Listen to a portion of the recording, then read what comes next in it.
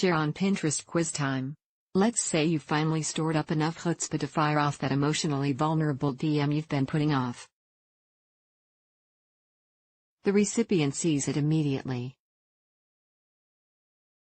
You witness the lil response ellipse cloud pop up as they type up a response, but suddenly, it stops and goes cold. You haven't received an answer back in hours, do you? Patiently await their thoughtful response.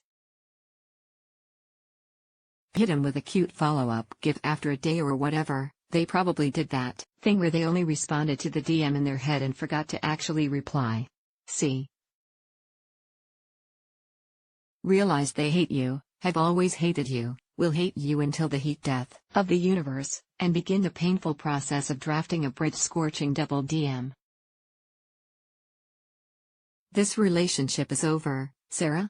Anyway, if you answered A or B, you seem well-adjusted and can keep reading if you want, but just know I'm jealous and annoyed. If, however, your brain is as anxiety-addled as mine and you were player C through and through, you might be experiencing a lesser-known ADHD symptom known as rejection-sensitive dysphoria, RSD. Rejection what? All clowning aside, experiencing this is excruciating at times. Letting it go unchecked can have some heinous consequences on one's life.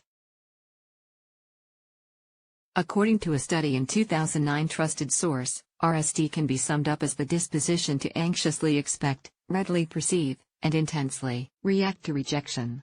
To me, it's like a reverse superpower. There is no ego-based molehill I can't magically transform into a mountain.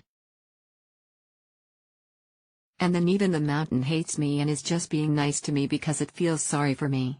It manifests in me being a try-hard people pleaser when I'm insecure, or an anxious rabbit ready to bolt from anything that scares me when my boundaries are at all threatened. These are symptoms that drive. William Dodson covers in more detail in an article for Attitude magazine. Either way, not great for me and the people who have to deal with me. Clinical psychologist Andrea Bonjour, in a 2019 piece, makes the clarification that this isn't yet considered a disorder of its own, and isn't listed in the Diagnostic and Statistical Manual of Disorders, the DSM-5, but is rather a constellation of symptoms that are often associated with other conditions like ADHD, neuroticism, and low self-esteem. Do you identify with any of the characteristics associated with RSD?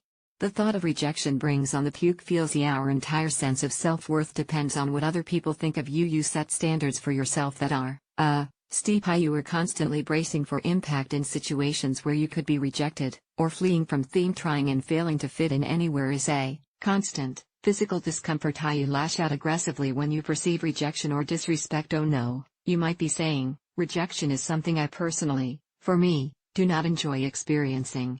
Do I have this? Maybe. Maybe not.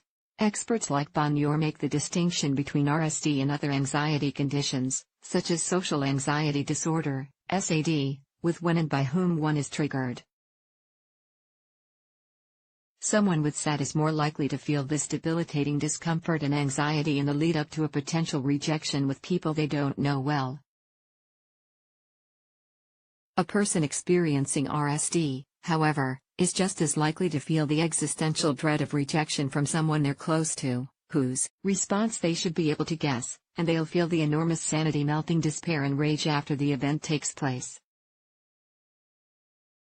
It's less about nervousness of the unknown and more of the shame-filled depression you surely deserve. All that said, this is nuanced and you're gonna wanna talk to a medical professional type to get to the bottom of it.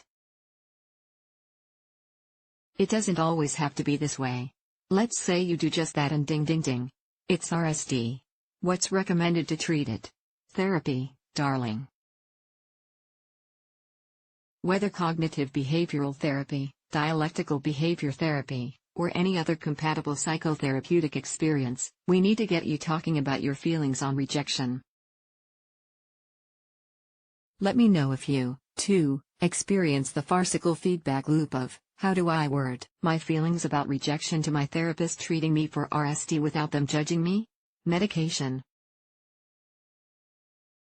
For those of us who experience the physiological effects, and especially for those of us who have other co-occurring anxiety disorders, medications may be a good fit. In my case, I do especially well on a regimen that includes Wellbutrin. I've also carefully tried other meds and gotten loud and insistent when they weren't working out. You deserve to explore this without judgment or stigma either way. I know this sucks. Be thoughtful about how much time you're investing in social media. They can mutate the dynamics of acquaintances and loved ones alike, and these relationships can also be harrowing for people with RSD. Finally, be accountable to yourself. Admit when you know you're wrong. Don't suppress your feelings trying to spare him for someone who would never return the favor. Delete his phone number now. I'm gonna go do literally anything that isn't DMing Sarah again to ask why she hasn't watched the latest Dragula yet. I see you saw the DM, Sarah. Stop watching The Wire for the 5th time. Reed Bryce is a writer and comedian based in Los Angeles. Bryce is an alum of UC Irvine's Claire Trevor School of the Arts and was the first transgender person to ever be cast in a professional review with the Second City. When not talking the tea of mental illness, Bryce also pens our love and sex column, You Up.